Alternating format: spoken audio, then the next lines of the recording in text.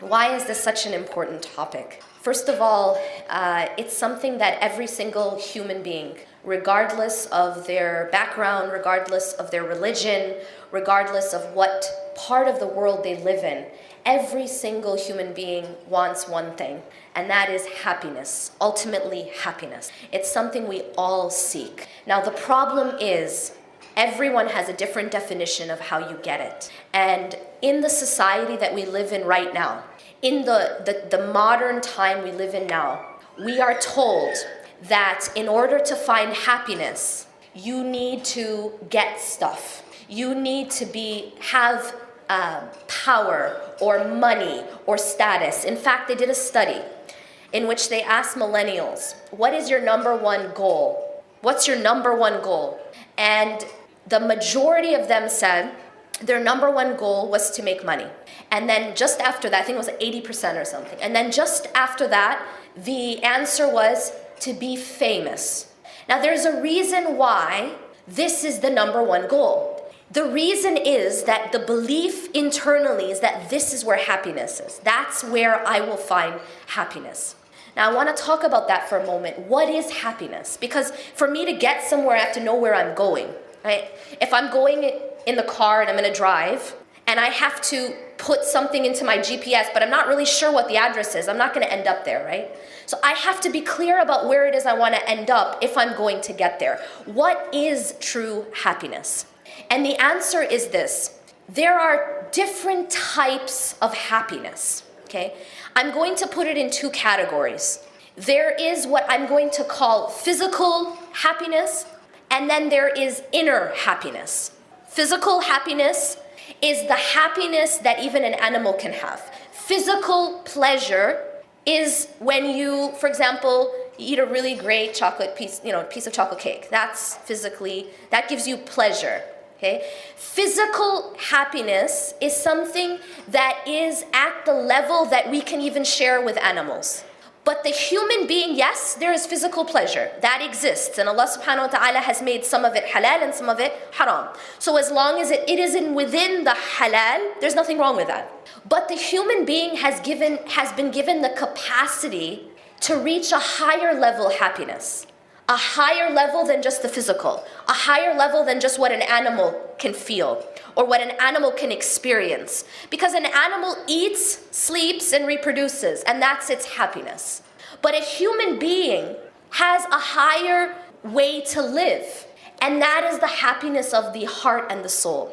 That's the inner happiness or the inner peace. And it's that happiness that people are ultimately seeking when they try to find it in just physical happiness. But that's the end goal that they aren't able to get to because they don't know where to find it or what it looks like. There are so many people who have those things that the millennials were saying that's their goal, right? Wealth and fame. Let's look at the people who have wealth and fame. The people who have wealth and fame, why are many of them committing suicide? Why are many of them addicted to alcohol and drugs? What is it that they're missing if they have the wealth and the fame? What emptiness is it that they're trying to fill? The reason that happens is because there's something inside of every human being that has to be filled, and it cannot be filled with wealth and fame. In fact, as Ibn al-Qayyim says, it can't be filled with anything other than the nearness to Allah subhanahu wa ta'ala. So there is a compartment inside of us. There is a need inside of us. And I'm not just saying us as in the people in this room. I'm not just saying us as in Muslims. I mean human beings. There is a need inside of every human being that can't be filled except in the remembrance of Allah, except in being close to Allah. أَلَا بِذِكْرِ اللَّهِ تَطْمَئِنُّ الْقُلُوبُ. That indeed it's in the remembrance of God that the hearts find true inner peace, that inner peace and tranquility. Now, what are some of the stumbling blocks? What are some of the things that keep us from getting inner peace, true inner peace? Well, there's a few things. To begin with, we live in a world of distraction. Everywhere we turn, we're being distracted. We live in a world that makes us focus on the wrong things, essentially. And those things tend to be that which we can see, that which we can feel, that which we can touch.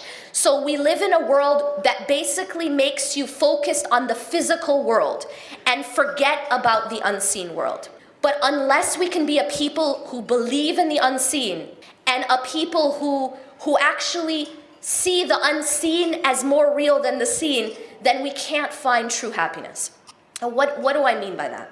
See, as believers, if you look at the prescription that we're given by Allah and His Messenger, so every single day we're told to do certain things.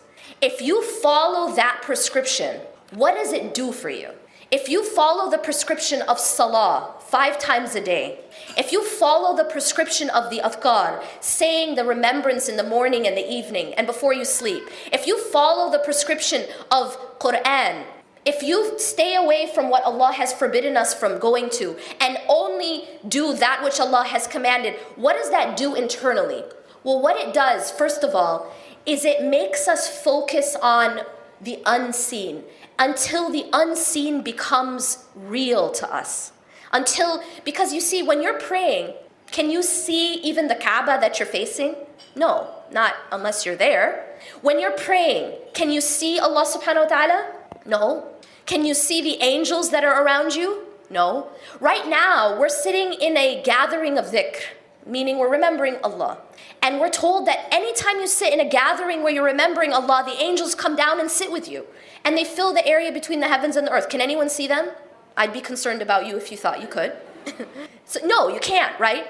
So what we have to come back to doing is training our hearts to focus on the unseen. Allah subhanahu wa ta'ala tells us in Surah Al-Baqarah that when He describes Alif Lam Mim, ذَلِكَ الْكِتَابُ لَا رَيْبَ فِيهِ هُدًى لِلْمُتَّقِينَ, that He's saying that this book it's a guidance for those who have taqwa. Who are they? الَّذِينَ يُؤْمِنُونَ بِالْغَيْبِ. The first description of these people who are going to benefit from this revelation is they must believe in the unseen. We cannot be a people who only believe and only care about the physical world. About the money I have, the status I have, the power I have, the way I look, the way my house looks, the way my car looks. If that's all we care about, we will not ever find that inner peace.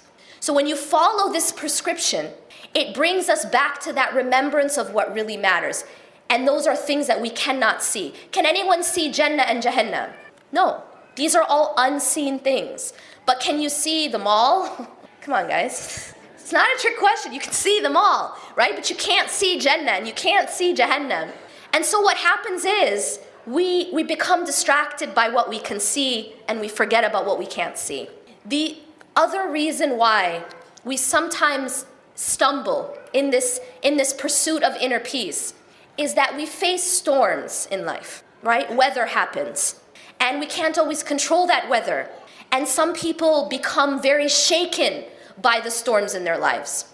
And sometimes the storms in our lives, they can destroy a person. And so part of being successful in this path to inner peace is being able to navigate our storms, being able to be resilient in our storms. Allah subhanahu wa ta'ala talks in the Quran about a solid tree. And when He describes this solid tree, He says, أَصْلُهَا ثَابِتْ وَفَرْعُهَا فِي السَّمَاءِ, that its foundation is firm and its branches reach towards the sky.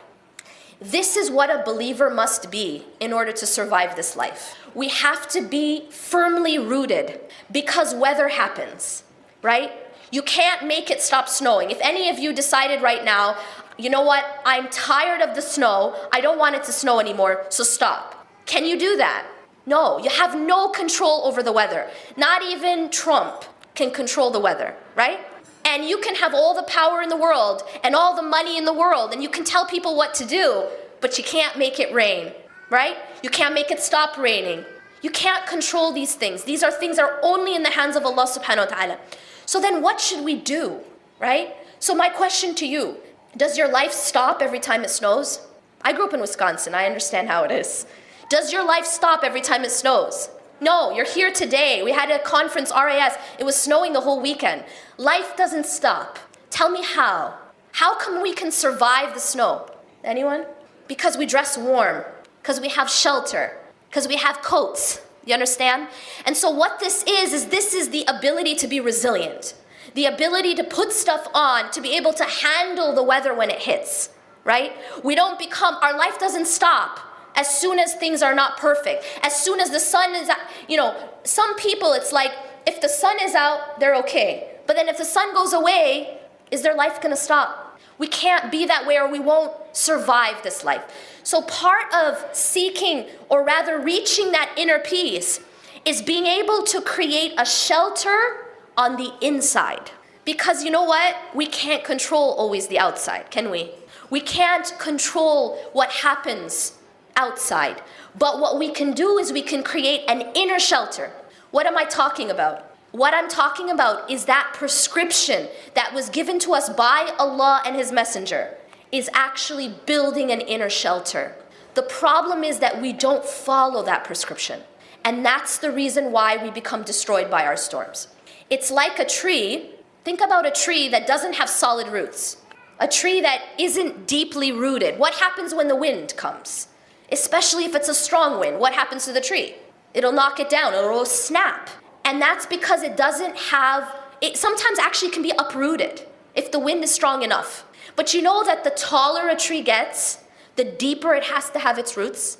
And that's because that's what's keeping it firm, regardless of the wind. And it can handle things. There's a forest in California called the sequoia. It's a forest of sequoias. And one thing that we're famous for in California is wildfires. You may have heard about them. They're intense and they spread very quickly. And one thing that's very amazing about certain types of trees is that Allah has designed them to somewhat be resistant to fire. That's amazing. And when I heard that, I just thought that was so amazing. Because this is the design of Allah. Allah has made the creation to be able to withstand the trials of this life. Allah created the human being in the same way. The human being is not actually that breakable. The human being is in its fitrah, in his or her fitrah, is actually very resilient. Very resilient. Now this is very deep what I'm trying to say right now. In his or her fitrah, what does that mean? It means that if we have a heart and a soul that is properly cared for, that is properly maintained, that is properly fed and oxygenated, and I'll talk about what that means, that is properly cleansed, then that heart and that soul actually is very, very resilient, like those sequoias. It can handle things you wouldn't imagine. And I will tell you 2 examples of people that I have witnessed with my own eyes, who to me are like those sequoias. But what is it that we do? What is it that we have to do to feed and clean and maintain our hearts and our souls? And the answer is actually quite simple. I'm going to just simplify it and give you guys examples. If I were to ask you the question, how do you take care of your body? You don't have to be a doctor. Actually, a 5-year-old can tell me that in order to take care of your body, you have to breathe, fair enough, oxygen. You have to eat, and you have to have water, like a minimal amount to stay alive, right? Yes or no? Okay. So you need oxygen, you need food, and you need water to stay alive. What is the oxygen, food, and water of the heart? And the answer is, it is the remembrance of Allah. Salah is the first thing that is the oxygen of the heart. When a person neglects their salah, it's just like a body that isn't breathing. Or maybe the body's just breathing once in a while. And the same thing that happens to the body when it doesn't get oxygen happens to the heart when it doesn't get salah. It starts to first become very weak, and this is what we call the sick heart, and then eventually it dies until it becomes a dead heart. And that person will be walking around and they will appear to be alive, but they're actually dead. The Prophet ﷺ said the difference between the one who remembers Allah and the one who does not remember Allah is like the living and the dead. And so a person who isn't praying internally is dead. Even though in the physical sense, they are alive. They look alive. But inside, in the true sense, they are dead. And that's because they have neglected, simply because they have neglected their spiritual oxygen. What is the food and the water of the heart and the soul? The food and the water of the heart and the soul is in the remembrance of Allah beyond the salah. There are things that the Prophet ﷺ have used to say. Now, I'm just going to put it this way. I see a lot of people suffering that I talk to one-on-one. And I believe that there's a lot of suffering right now, individually and collectively and as a community and globally. And I believe a lot of our suffering is because we've neglected something very, very important. And that is these adhkar. It is something so small but so revolutionary to the health of the heart. And that's this. Simply put, the Prophet ﷺ used to say certain supplications, du'as. It's a supplication. He used to say them in the morning. He used to say them in the evening. He used to say them before he slept. In fact, there's a supplication for every motion of life, right? He would leave the house, there was a supplication. He'd come back in, there was a supplication. Before bed, when he wakes up, before he eats, when he finishes eating, entering the bathroom, leaving the bathroom. Even before intimacy, there's a supplication. There's a supplication for every motion of life. And the more that we incorporate these supplications, the healthier we're going to be. See, if I were a doctor up here and I were talking to you about physical health, I would have to tell you, folks, you got to breathe. That's a given, right? I tell you, folks, you got to eat, you got to drink. And you know what? Eat healthy. Take your vitamins, right? Take your, eat raw organic food, right? If I'm going to tell you how to take care of yourself, that's what I would tell you, right? This is what I'm telling you, but this is the spiritual food. This is the spiritual vitamins.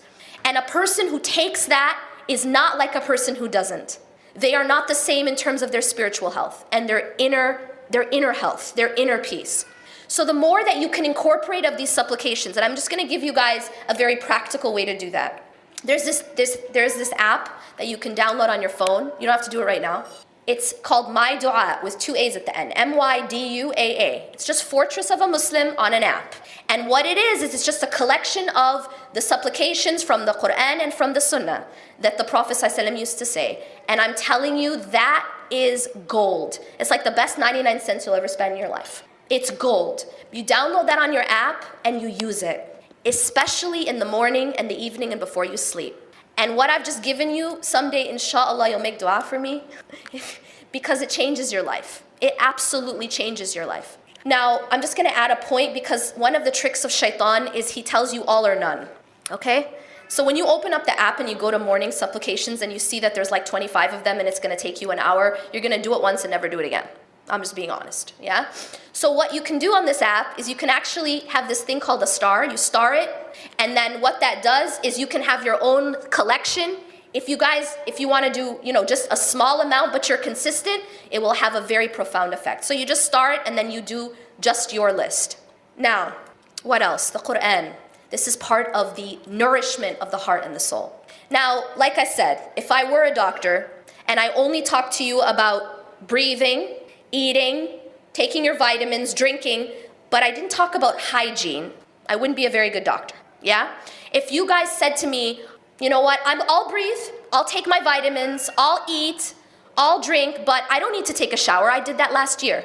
I'm good, right? What would be the problem there? Anyone? Come on now. There's this thing called dirt and sweat that builds, right? And if you don't clean it, you will become sick, and it can kill you. Do you understand? You understand. It's the same thing spiritually, okay? We have to clean the heart. And that's what istighfar is. Istighfar is that bathing of the heart, that shower that you regularly take. You feel really dirty if you don't take a shower every day. Istighfar is what cleans your heart.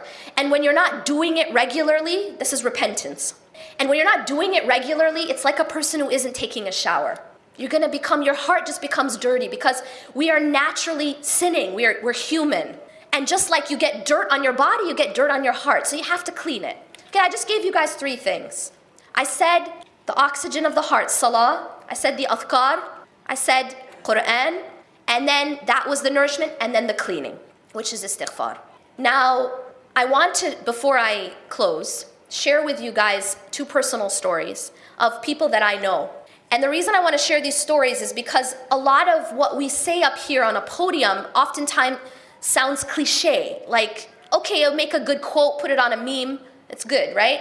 But I want to just tell you these stories of people that I know who are living today, not in the olden days when you hear all these fairy tales and stuff, right? Today. And they're real people about the power of Iman and the resilience that one can grow from Iman. Okay, the first is a friend of mine I met probably about 5-6 years ago. Some of you may have heard me speak about her. She, at the time that I met her, told me her story. She said that many years ago she had a daughter, and when her daughter was around 3 years old, her teacher called and said, your daughter just stopped talking. She's not talking anymore, and we don't understand what's wrong. So she, that was strange. So she took her to the doctor, and eventually the doctor told her that her daughter had a rare genetic disorder called MPS. Now, for those of you who aren't familiar with MPS, it is a disorder that has no cure, and what she was told, this mother was told, is that your daughter, who right now is perfectly healthy, is going to slowly lose all of her faculties until she dies as a child. She's going to lose all her faculty. Slowly. You're going to watch her do that. And there is nothing we can do. There's no cure. So she will lose her ability to do anything. And they said to her, don't expect that she will live past, I think, 13. And then she told me that she had another child, another daughter, and this daughter was tested, and the doctor told her that she also had MPS. And then she had a third daughter, and she also had MPS. And so this woman had 3 children, 3 daughters with MPS. Every single one of them, she was going to have to watch them slowly die. Literally lose the ability even to swallow. To swallow. Do you know our ability to swallow? This is something that I was never thankful for it because I never even realized it. That your ability to swallow your saliva is a ni'mah. It's a blessing. Because when you can't swallow your saliva, you choke on it. It goes in your lungs. She was actually having to suction them because they couldn't swallow their own saliva properly. So it was making them choke. Then she had a 4th child with severe autism. Now, why do I tell this story? It isn't to tell you, that this is a really, really hard situation and then just leave. The reason I tell this story, and I'm just going to tell you that I've been to her home, I've witnessed how she lives. Basically, her daughters grew into their teens, and by the time I met her, the 3 daughters were, I think they were all teenagers, and they were all completely bedridden. They were on machines. She literally didn't sleep. She was constantly caring for them. Her home was like a hospital. There was a section that was like a hospital. I also, recently, she lost 2 of them. One of them lived until she was 19. For 19 some years, she took care of this child and her other daughter. And now one of her daughters is still alive.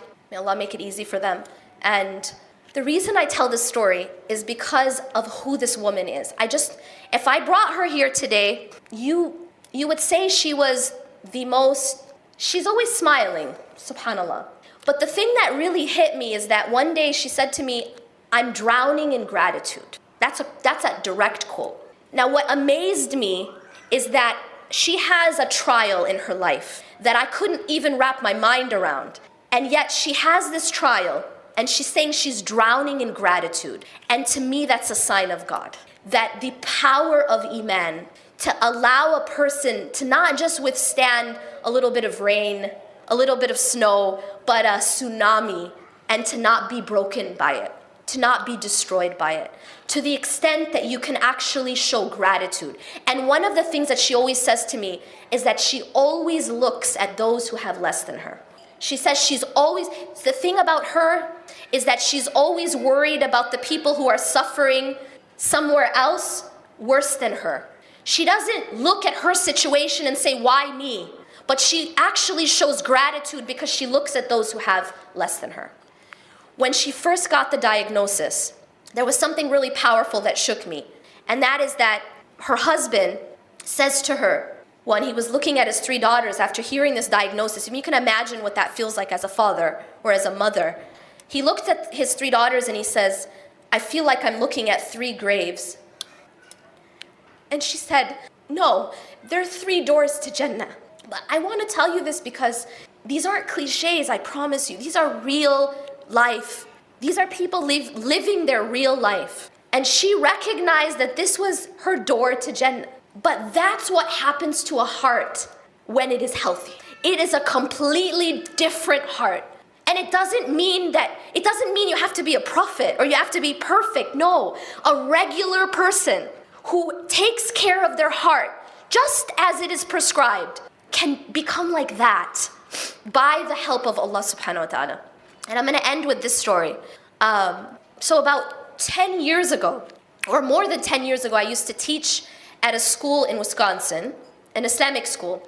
And I had a principal at that time, one of the best principals I've ever known, an older gentleman from Thailand. And after like a year or two there, he moved.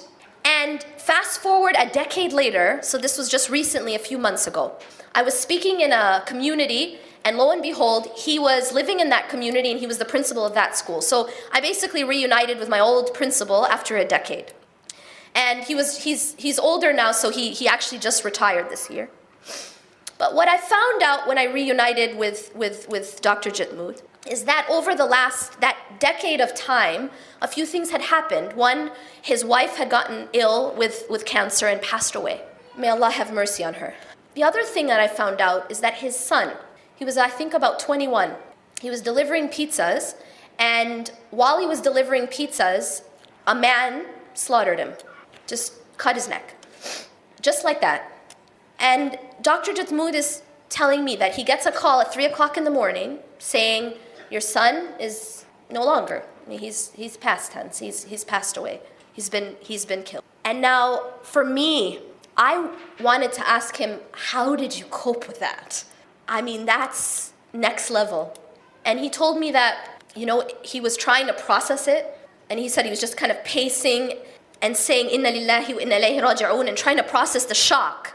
But what really, really stood out to me was this. He told me that shortly after that, he asked the lawyers to meet with the killer. So I was like, okay, why? They said, you can't. They told him you can't meet with the killer because he's in maximum security. And he spent 2 years just trying to meet with him. And I asked him why.